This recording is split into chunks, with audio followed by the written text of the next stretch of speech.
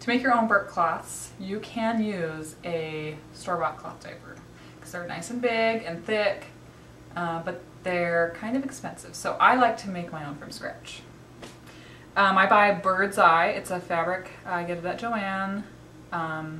It's very similar to the diaper cloth fabric, so it works perfectly. So the birdseye comes 36 inches wide, so if you cut it exactly 12 inches, you can get your three pieces in one width. So that's what I do. I cut 12 inches by, I think it was like 17.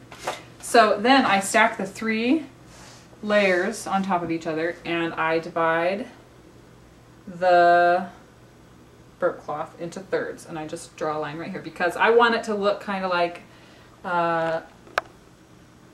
the cloth diaper that has that center section. So I'm going to just sew straight lines right down these 2 lines that I've made to make it kind of look like that. You don't have to do that, but it keeps everything nice and together. It won't pull apart in the middle.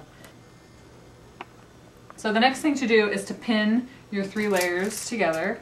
So after I pin this all together, I'm going to use a contrasting color thread, and I'm going to sew with the right side. I put the 3 layers together just how they're going to be finished, and just like that I'm going to sew about 1/4 of an inch from the edge because I don't want to have to worry about turning it inside out and having seam allowances and all that. I'm just going to sew the 3 layers together on the surface, and then I'm going to use pinking shears to finish my edges.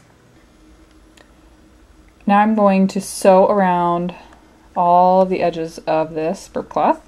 And when you're doing any kind of top sewing, you want to make sure you have both your upper and lower threads out, because you don't want to back stitch because that will make a big ugly knot on the top.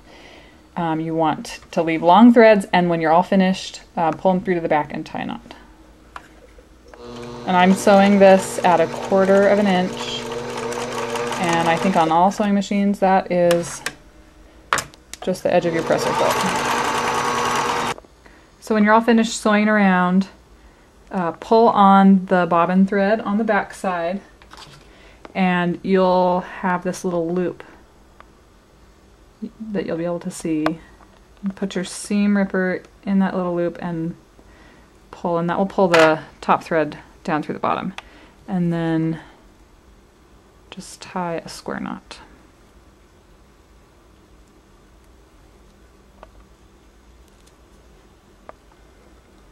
And snip it off about 1/8 of an inch from the knot.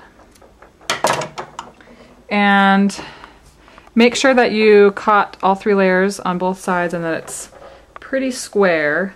If it's not exact, that's okay because you're going to be trimming off the edges with pinking shears anyway.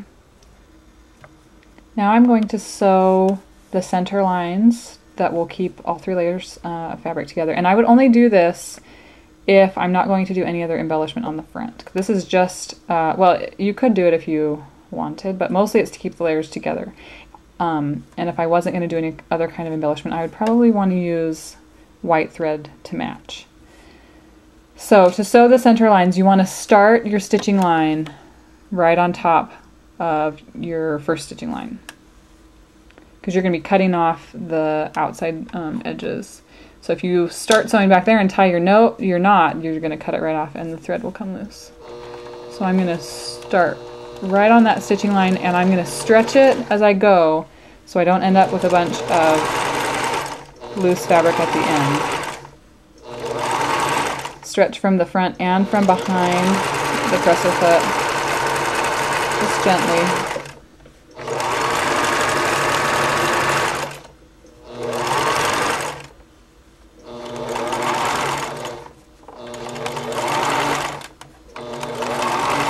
And again, I'm going to stop right on that stitching line. And just like before, I'm going to pull my thread through to the back and tie a square knot. Okay, so this is what we have so far. A 3-layer burp cloth that you have sewn around the edges and up the middle. on 2 sides to cut it into thirds to hold all 3 layers together. If this was all I was going to do, remember I would have used white thread because then it would look just like a diaper and you could use it as burp cloth. But I am going to embellish this to make it cute, and I'm going to show you how to do that in the next video. So I'm not going to do the last step on this burp cloth right now, which would be to use pinking shears to cut around the edges, all 4 edges, to finish those edges. If you don't have pinking shears, you need to get some or borrow some, or you could do a zigzag stitch around, but I think pinking shears look so much cuter. So they are kind of expensive, probably about $20 full price, but I use mine all the time and they're worth it. So finish the edges and then you're done.